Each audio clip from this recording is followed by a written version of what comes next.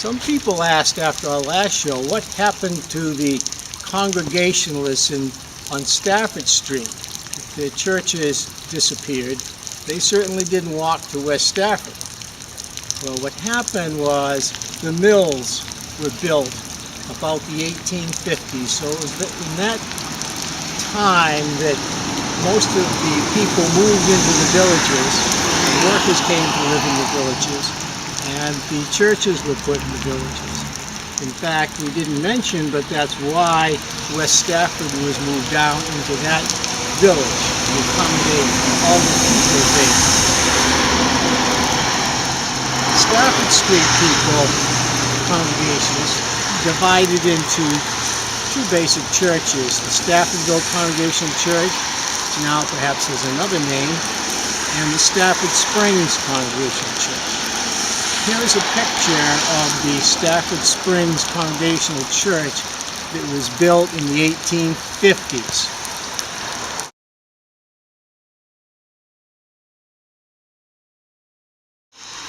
Just to give you an idea of the number of mills that were built in Stafford, textile mills, about 1850, which is the time the railroad came.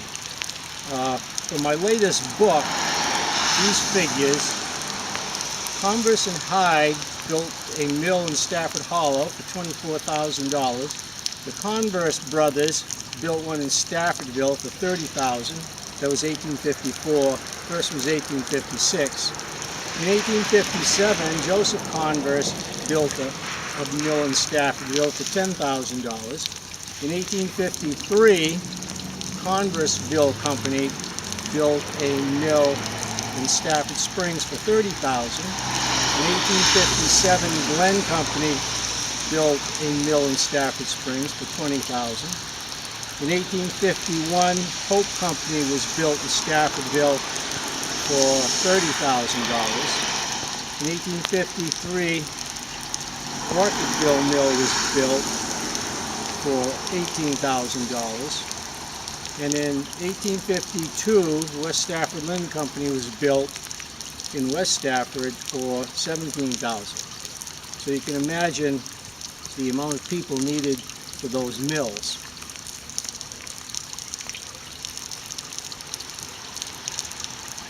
As you notice, the Stafford Springs Congregational Church is a white structure.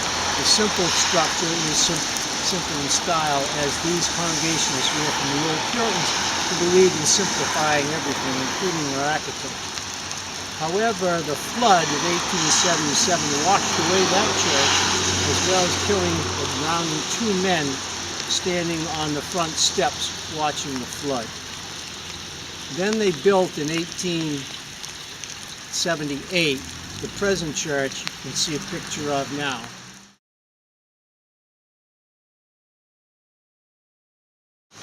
This church certainly doesn't look like the typical Congregational white church. I think this is a product of the early Victorian era, in which Gothic style, as well as many eclectic features, were shown in the buildings, homes, and certainly in this church.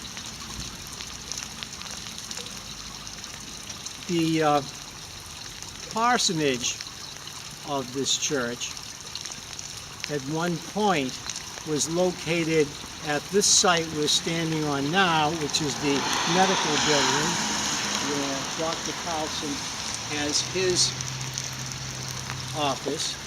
You see in one of the backgrounds the old tea house on the corner of Grant Avenue and Spring Street. Interestingly, the first parsonage of the Stafford Congregational Church was up on Stafford Street, which you would assume.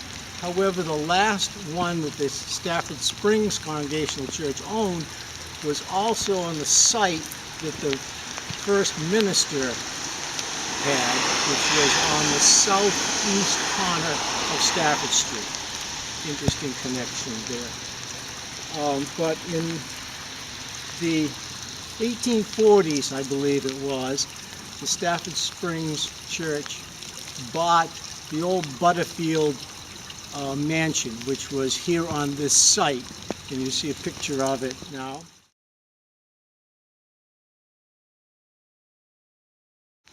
This stone structure was taken down in the 50s, I believe it was the 50s sometimes, and in the 60s this medical building was built in the same site. Here I am, students, back at my desk at Old Stafford High School with our weekly quiz.